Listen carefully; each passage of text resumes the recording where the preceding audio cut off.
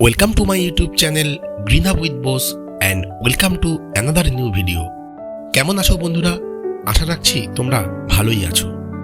দেখতে দেখতে শীতকালের শেষে আবির্ভাব হয়েছে ঋতুরাজ বসন্তের।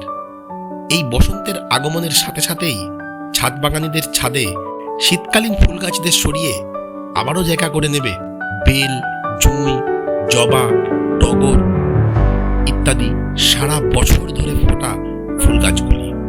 তো ছাদ বাগানীদের উদ্দেশ্যে আমি একটা কথা বলতে চাই।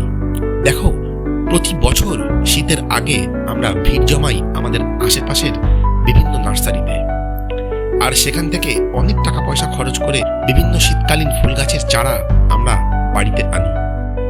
তারপর বেশ কিছু পদক্ষেপে তাদের যত্ন করে তাদের থেকে উপহার হিসাবে পাই এই সুন্দর সুন্দর ফুল।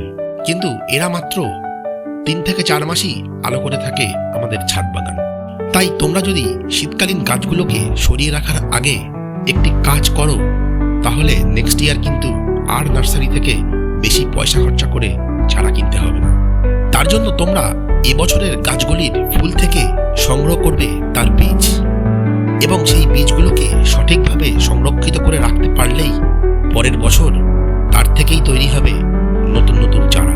তাহলে চলো দেখে নিই কিভাবে এই গাছগুলি থেকে বীজগুলিকে সংগ্রহ করব এবং তাদেরকে সংরক্ষিত করব। এটা একটি অ্যাস্টার ফুল গাছ। দেখো, ফুলগুলো খুব ভালো করে শুকিয়ে গেলেই তারপরেই তুলবে। ফুলগুলো তোলার পর এই পাপড়িগুলোকে ছিঁড়ে নিতে হবে। তারপরে এই সাদা তুলোর মতন অংশগুলোকে আলাদা করে নিলেই এইরকম বীজের দেখা তোমরা পেয়ে যাবে। এবারে এই বীজগুলিকে ভালো করে সংরক্ষণ করে রাখতে হবে। সেই সংরক্ষণের পদ্ধতিটা একটু পরে শেয়ার করছি। এটা একটি সিনেরিয়া গাছ। সিজনে এই গাছের একটি চারার দাম প্রায় 20 থেকে 30 টাকা প্রতি পিস হয়ে থাকে। এবারে দেখো এর থেকে আমি কিভাবে বীজগুলিকে সংগ্রহ করি।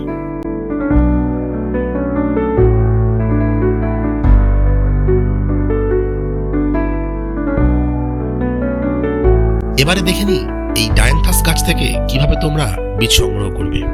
এই ফুলগুলোকে দেখে আপাত দৃষ্টিতে শুকনো ফুল মনে হলেও এই ফুলগুলো কিন্তু পুরোপুরি শুকনো হয়নি। এই ফুলগুলি তখনই পুরোপুরি শুকনো হবে যখন এই নিচের সবুজ অংশটা শুকাবে। ফুল ভালো করে শুকিয়ে যাওয়ার আগে যদি তোমরা বীজ সংগ্রহ করে ফেলো, তাহলে কিন্তু সেই বীজ থেকে চারা হবে না। এবারে চলো দেখে নিই এই গ্যাজেনিয়া গাছ থেকে কিভাবে বীজ সংগ্রহ করব। এই ফুলটা একদম শুকিয়ে গেছে, অর্থাৎ আশা করা যায় এর থেকে খুব ভালো মানের বীজ সংগ্রহ করতে পারবো।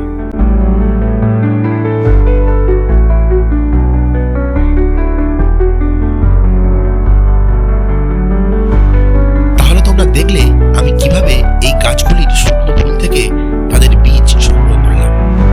তো চলো এবারে তোমাদের দেখাই কিভাবে এই বীজগুলিকে তোমরা সংরক্ষণ করবে।